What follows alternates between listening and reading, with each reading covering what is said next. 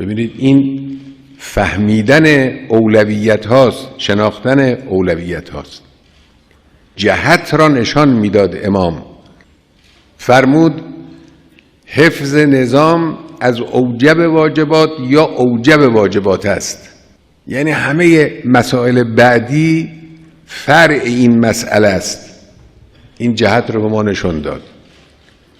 ممکنه جناب عالی با رفیق سر قضیه کوچک یا بزرگ اختلاف نظر داشته باشید، اما در حفظ نظام هر دوتون به قدر هم مسئولید. اونهایی که نفهمیدند این حرف امام را، در یک جاهایی خطاهای فاحش کردند. امام جهت رو نشون میداد. این مرد بزرگ اینجوری حرکت میکرد. خب حرکت است. مواظب باشیم این نظام نه به آسانی به دست آمده و نه به آسانی برمیگردد. اگر معاذالله کمترین آسیبی ببیند، تمام لعنت‌های گذشته دامنگیر ما میشود. بین امانت الهی است.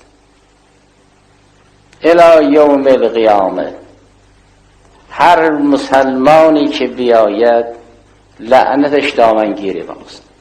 نظام ما نظام صفوی نیست که بره قجری بیاد، قجری نیست که بره زندی بیاد، یا زندی بره قجری بیاد، قجری بره پهلوی بیاد. این رفت.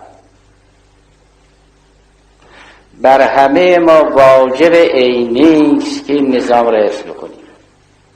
کاری که باعث تضعیف این نظام است، باعث تفرقه است، باعث نفاق افکنی است، باعث خدای ناکرده طمع بیگانه است، حرام عینی.